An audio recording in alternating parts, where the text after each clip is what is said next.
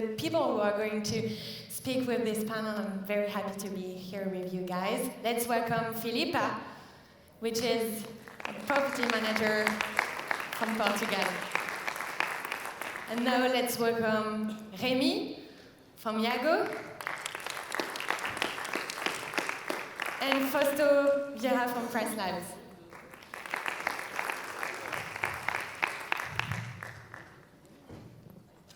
So thank you for joining us today. And you know, in the short-term rental industry, we experience an exponential growth and transformation. So it's really crucial to peer into the future and understand the trends, the challenges, and the opportunities that lies ahead. So of course, there's plenty of subject for this time, and we will try to make the most of it with our panelists. First thing, I ask the speakers what are their totem animal. And Fausto told me that he was actually an owl. Rémi told me that he was a dog, Australian Shepherd.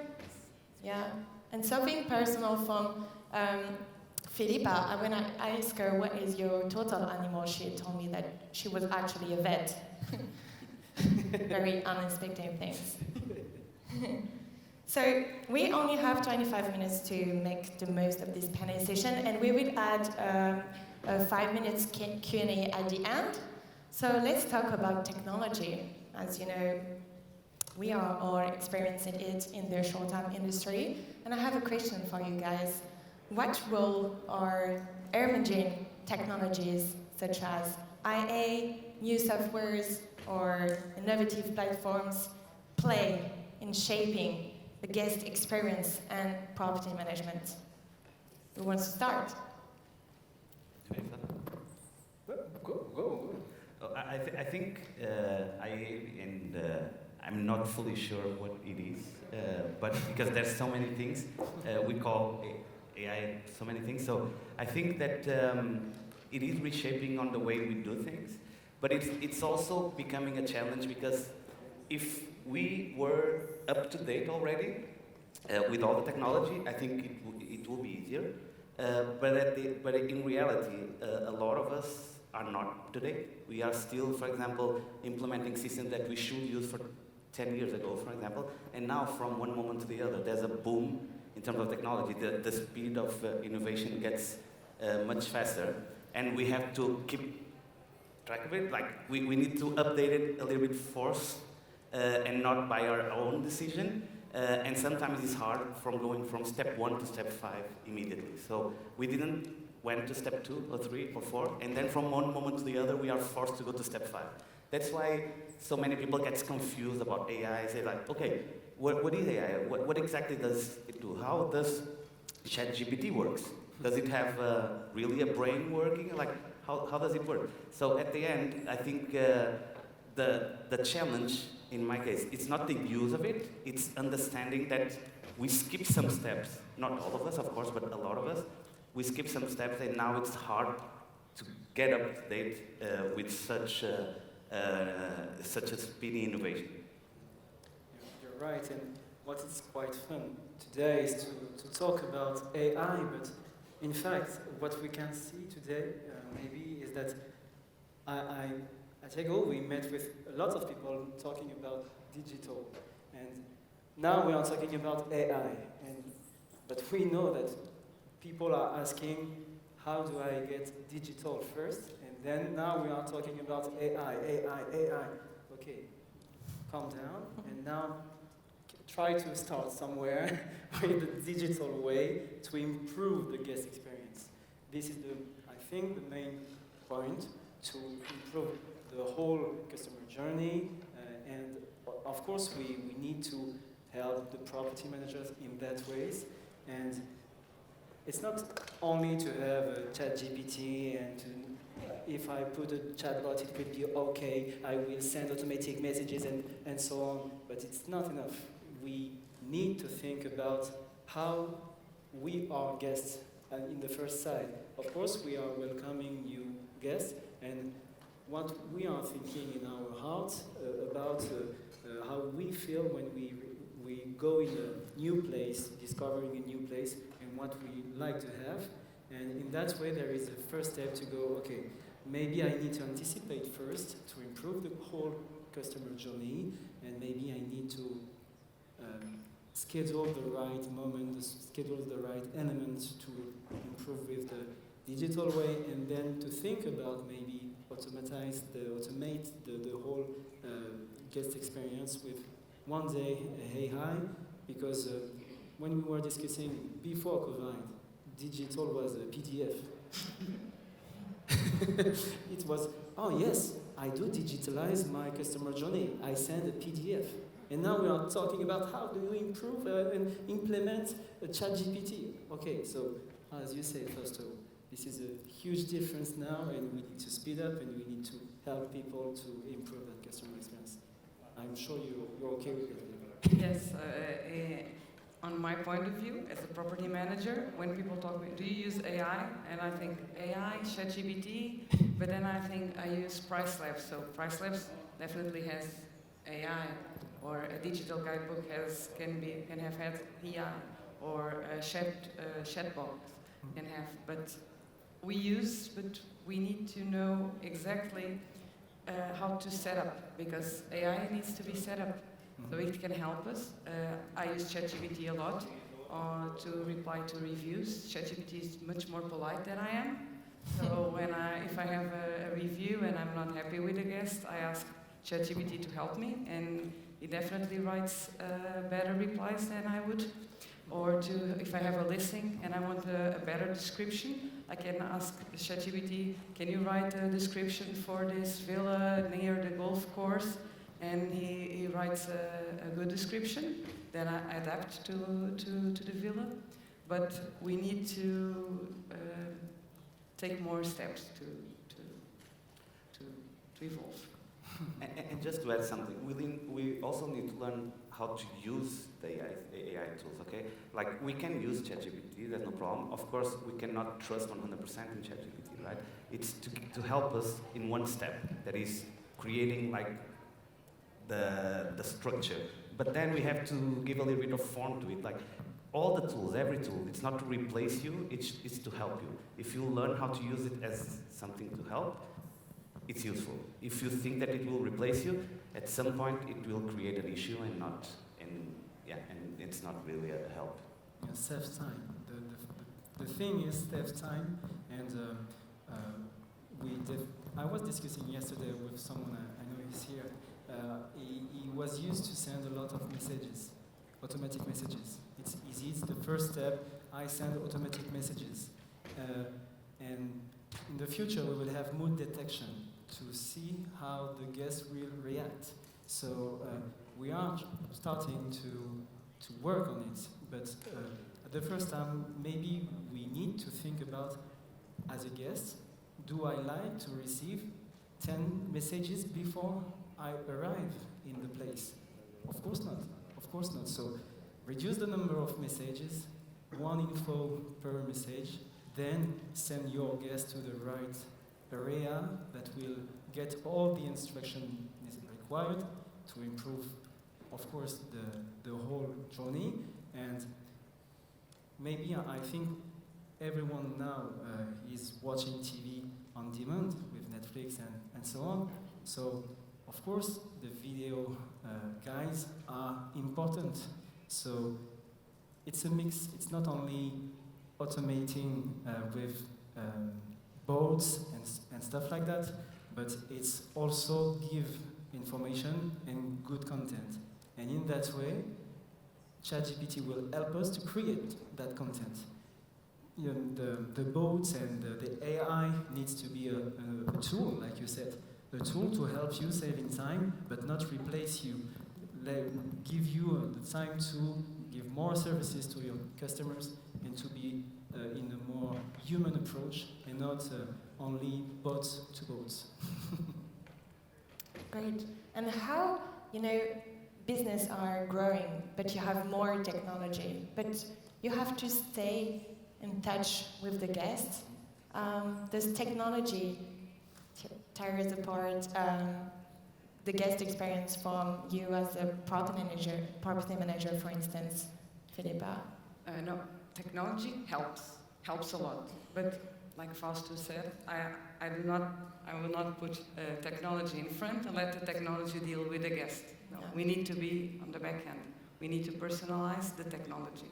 So technology can help automating things, giving better answers that probably if we are upset with something, if we are on a bad day, we wouldn't be as polite because everyone can fail, so technology can help us. But we need to keep a presence. And we need to choose the technology that we use because there are lots of technology. To choose what best suits you, what best suits your business, and then use it. If the guests prefer to use Airbnb, if they book on Airbnb and they like to send message through Airbnb app, we can use the Airbnb app. But some guests don't like to send message on Airbnb, or they book through other channel or directly, and like to use WhatsApp. So we can communicate with them by WhatsApp. It's not intrusive, so they can reply when they want. They have all the information. Everyone uses WhatsApp. They can share the information. And we are using technology to communicate with guests, to be present without being present. But we are there. We can use, if the guest asks us, how can I use the washing machine? For example, we can send a digital guidebook, a part of a digital guidebook with a video. So we are using technology. We are using a video that we made showing how the washing machine works. We are sending to the guest by WhatsApp, so we are using technology, but we are in the middle of that. So it helps, but we need to take care of it. First, I can add something like that. I think, and this is more just a suggestion, don't buy technology as sometimes we buy clothes or other things. I usually say have a kind of little bit of Japanese mindset, that is buy technology that you need to solve your problems and be easy to use and easy to solve when you have an issue. Don't buy because it's the most beautiful, because it's trending, because it's fashionable. You buy technology based on what your needs are. Like, I have this problem in my company, I need to fix it. I'm falling behind on this, I need something to help me to keep up. Don't buy because it's, okay, everyone is using it, and I'm going to use it. If you don't need it in your personal operation, maybe you don't need it. So when you decide to use technology, and you should use a lot of technology, but decide wisely and not because it's, decide something that you really need and solve your issues, nothing else. The rest, it just becomes noise. So when you choose wisely. Not based on others or because it's a trend or because everyone is using a certain tool. Just test 2, 3, 4 tools every time you just need a new software, and then you decide, okay, I prefer this one because this one solves my issue. But maybe my problem is not the same as Remy's company, right? So I need to solve my issue, not his issue. So if he tell me, I use this one is better. It's better for him, not for me. So just test 2, 3, 4 options and always choose based on what your needs are, not based on what's trend. Totally agreed, and especially on the fact that people need to anticipate. In fact, having a lot of tools, and it's not often the best way. Of course, I agree with you, Fausto. Great, and I think that property managers are all facing more and more picky guests, and so the traveler preferences are evolving. What are the main opportunities and challenges in the short-term rental industry in terms of traveler preferences and in the years ahead? Yes, some guests are picky. Picky can be the word, some not. I will just give an example. When I arrived to Valencia, I arrived with Fausto and other people. We were 5 of us staying in a hotel, 5 bedrooms. When we arrived at the hotel, and it was late at night, we needed to wait an hour for 5 of us to check in and get the access card to the room. We needed to sign up 3 different papers, and although they were digital signers, there was a device where we sign, but each of us need to show the ID, give all the details, sign, so it took us an hour. Guests, I would prefer it was almost midnight, that process we were starving, so we would prefer this process would be simpler and seamless. So guests want seamless experiences. When I woke up in the morning, I wanted to connect to the Wi-Fi, but I needed to give my last name or surname, that in Portugal is my last name, but here in Spain is my middle name. And my middle name has an accent that it doesn't exist here. So I couldn't log in the Wi-Fi because I couldn't figure out how they have written my name to connect the Wi-Fi. So guests don't want this. Guests want to arrive, enter the property fast, connect the Wi-Fi. So all these problems can be avoided to have a seamless experience. So I believe in our lives, we run fast. So we want things to be fast and don't have any problem. We want to arrive to a property, everything works, enjoy your stay, and leave. So I believe creating this journey, Yeah. it's the differentiation. Rémi, as the king of customer experience, do you have anything to add to that? So we really see people like property managers saying that, it's even more and more difficult with guests because we are in face of people wanting to have information at the right moment and even faster and faster. I can't succeed to get all they need, but in fact I can understand what they say because even the prices of the rentals are increasing too. And when you are paying a lot and you have no experience as a guest, it's unbelievable because even in the hotel industry we can see that. And the first welcome you can have, it's a paper. You pay thousands of euros and you have a paper, and sometimes you can't log with your Wi-Fi code, and it's a nightmare. This is why, again, anticipation is very important, and sending information at the right time, at the right moment with the good quantity is important. And of course, check-in online features are important to anticipate the fact that we need to sign papers, we need to have identity documents. And in that way, you have self-checking. You can also afford to have seamless checking with remote locks. And then this is not because you have remote lockers that you don't have a human approach. When you have 50 or 100 guests to welcome in the same day, the thing is you can't have the team necessary to welcome everyone. So you can manage to say, okay, go to the house, go to the apartment, and I will go if you want to do that way. But as a guest, at the very beginning of today, we saw that we have a new generation coming, and they don't really like to have someone saying, you can use it like this, like this, like this. Man, I spent 10 hours driving. It's midnight, I don't want to hear you. I just want to sleep. Yeah. And give me all the necessary information and let me alone. So this is very difficult for property managers to have the good balance for every guest. Of course, we have young people and older people who are saying that, but I don't use a smartphone. How do I do? Okay, so maybe we can find a way to give information to those people, maybe, and I'm not a huge fan of it, to have some kind of offline or printable guides to have the minimum information required. And then, before the COVID, I remember in London, we were talking about QR code. And people were like, we can't work with QR code. And 2 years later, everyone wants to have a QR code in his home. So that's funny because, of course, technology is growing and faster, and this is why you need to have the good content at the right moment, and this is why digital guides are really important for that, to help people and to save your time. Yeah. And first, I have a question for you.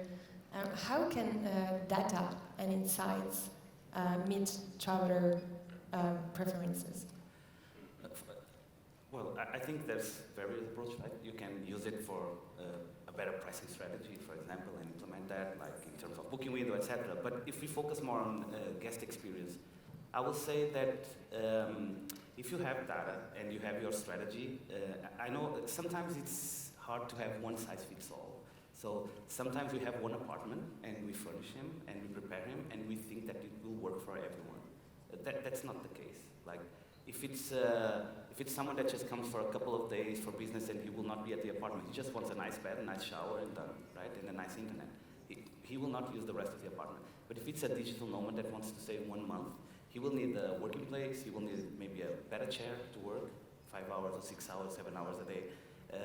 There's a lot of things that if we do segmentation, client segmentation, if we know that we sell to specific niches, we need to prepare our properties to it. I can give you a real example. Before I was working in Price House, I worked in a large property management company, and for example, we had in some markets 90-something% of our guests were from the United States. When we furnished the apartments, we got 32 inches TVs. So we started to have complaints because the TVs were too small. Why? Because for us at that point it was not important, but we felt that for the guests were. If we had someone from France, they will not complain about it. So know your guests, know who you want to sell. There's a lot of people now that say, I want to go to the midterm, I want digital nomads, I want all of this, but are your properties prepared for them? Do you think it is the experience that they will have? Are they happy with it? Will they give you a good review? Will they share with their network? Because those networks are very powerful. I think that's important. It's to know if our product is correct, the guest that we want to sell to, and if the property, the experience of arriving, of check-in, of customer service is adapted to that person as well. If we have a higher age, like in terms of average of age, maybe not so many people will be paying so much attention to WhatsApp or all of this, right? If we have younger people, maybe they will prefer WhatsApp message than other tool, or just some app message. So I think we need to adapt our experience with there's technology for all of them, right? So we need to adapt the technology, but we need to adapt the space as well to be with the technology. I also want to add something that Remy mentioned about everyone likes to sell better, more expensive, higher prices. The markets have fluctuations, right? This year is good, next year can be, it doesn't mean that it's bad, but might be not as good, for example, these kind of things. But every time you sell more and more expensive, the expectation of the guest grows. So if they pay more, their expectation is higher. Even if it's the same product. If I pay 100 in one apartment, and then I go the next year, and they charge me 150, the expectation grows. If the service is exactly the same, if the experience is exactly the same, you will probably have a worse review, for example. So I think it's a little bit of a mix of technology, but also don't forget the customer experience. In terms of trends, I will say that, I will not go into all the trends, but I will say that just adapt your space and your strategy to the segment that you want to sell. Anyone wants to add something? We only have less than 5 minutes left. I have one question for all of you, and you have to answer my question with one answer, right? One sentence. So, what would be your number one recommendation to all of these attendees, which will help them grow their business now? I can start. Do a small internal audit to your company and your operation. Basically, what do I need to improve? What are my issues? What are my problems? How can I fix them? And then, am I a part of the problem, or am I a part of the solution if you are the founder? Because sometimes you're part of the problem and sometimes you're part of the solution. Sometimes we work so much in the company that we cannot work and think a little bit more strategically. We just focus on operation. So that's my personal recommendation. Thank you, Foster. Remy? To complete what Foster was saying is, of course, don't worry, technology is not a nightmare, but start somewhere. Start somewhere with, again, thinking about what are your strugglings every day, and start with somewhere, and the main struggle will be the very first good point to start. Great, thank you, Remy. Adding to those important things, I would say book your property and stay there. And see how the emails that you are sending, how it's to be on the other side and receive those emails, receive the communication, receive the digital guidebooks, and to see how is the property, and then start see what you can improve, because the prices, like Fausto said, I believe in all markets increased a lot, so we need to meet the expectations of the guests. Thank you very much. Thank you to the panelists.